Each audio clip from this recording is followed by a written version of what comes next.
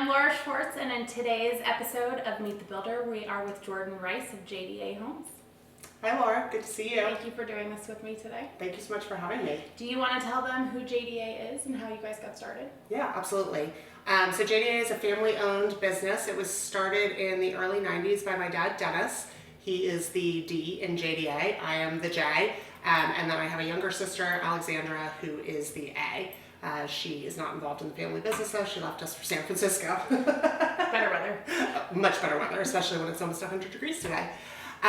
So JDA has been is a family custom home builder. We're a boutique builder. We were born, bred, and raised in the Vienna, Virginia area. I grew up here, and both Dennis and myself live here in this town, which we love.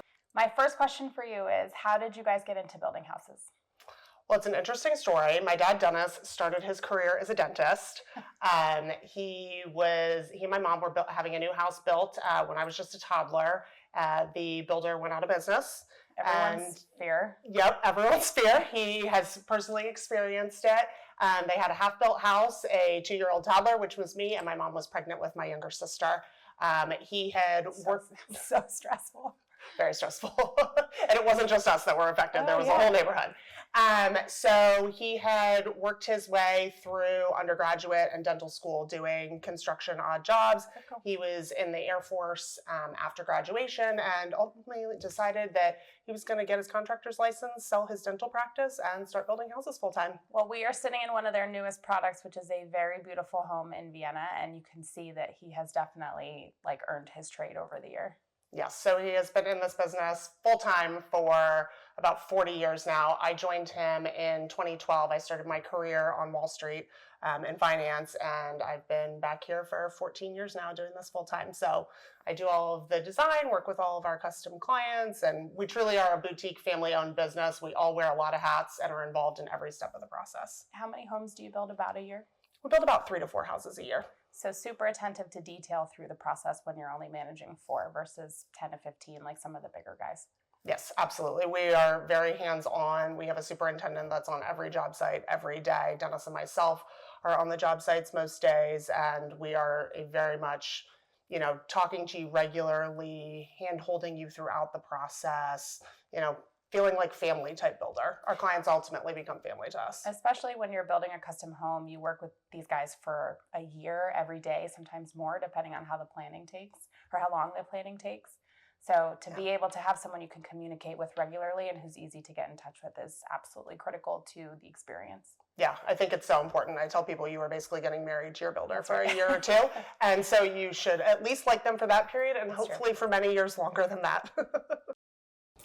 Is there something after all of these years that still surprises you that buyers continue to ask? Yes, I would say the number one thing that surprises me that I get from a lot of buyers is how quick can you build my house? We completely understand the need for efficiency, and I will always tell our clients we will build your house as efficiently as we possibly can without sacrificing the quality and attention to detail that we are known for. If you are going to hire the person that will build you absolutely the quickest, you best be checking to make sure that the details are checked, that someone is on the job site daily, and that you are getting the quality that you are expecting. We live in a very expensive area, and folks are investing a lot of money in these high-end custom homes. And I think that, in the scheme of things, if it takes your builder another month or 2, you want that so that you're not coming back in year 2 and 3 saying, hey, I have a whole list of issues. It's so hard because you get so excited, especially when you start getting into all the Pinterest boards and ideas of, oh my gosh, I want this and I want it now. But it's true, if the quality is sacrificed in the beginning, it's going to get worse over time. So having that time to build it properly is so important. Yeah, I mean, that is truly so important to us. And I talk a lot about that with clients before we get the builds going and then even during construction, because sometimes there are phases where it just feels like nothing's happening when they're hanging and prepping drywall. Right. That can go on for 2 weeks or so. And that's not very exciting. No, it's not exciting. But then you start to see the fun stuff happen when the cabinets go in and then your countertops and then you get light fixtures and plumbing and flooring. And it really starts to take shape. Yes. Yeah. That's the exciting piece, but that's where you really want the attention focused on the details and making sure that they're truly bringing the vision to life for you and your family. Absolutely. What is the most asked question by custom build buyers?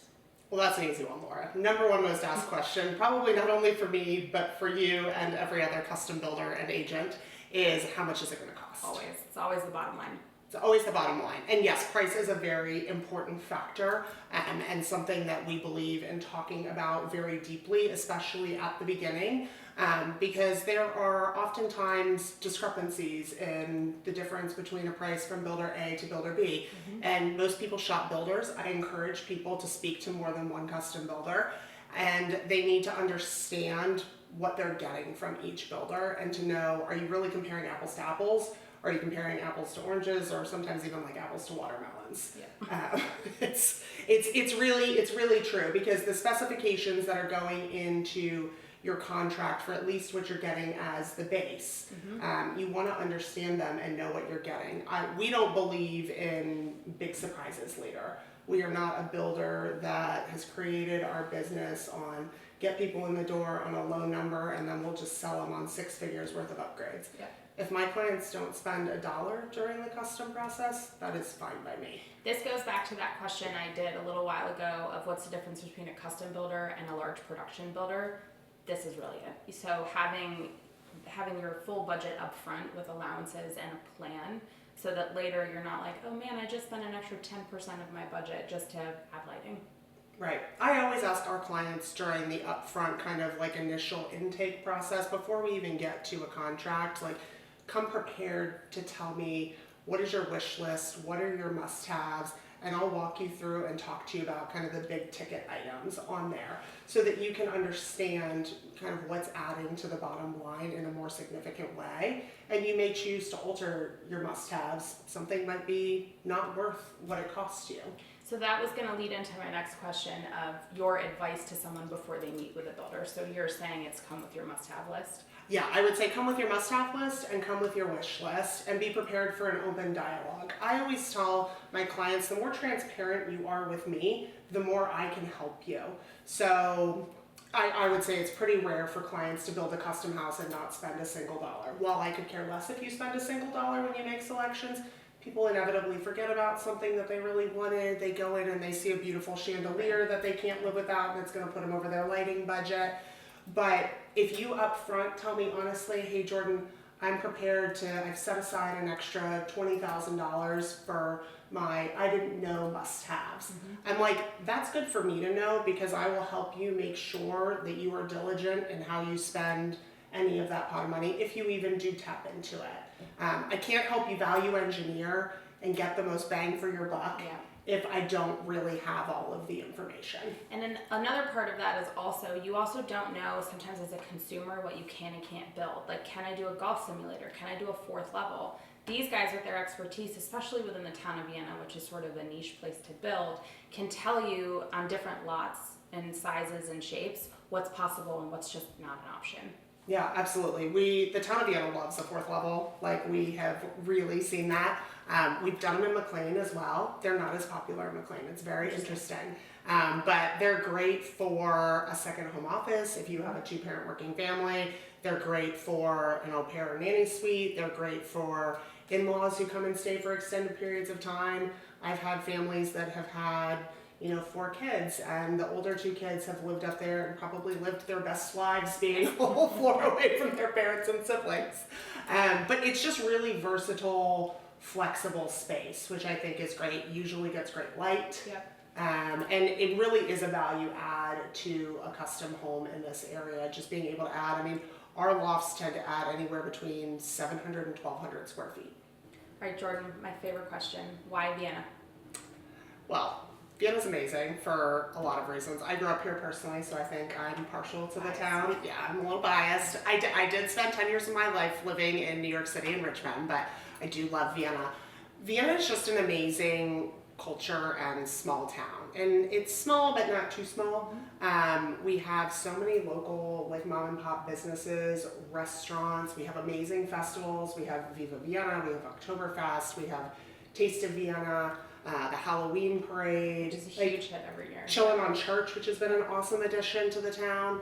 So I just think that this is such a great place to raise a family, to age in place, to be the grandparents, even to be the the young 20-somethings that are considering starting a family at some point in the future. There's really something for everyone.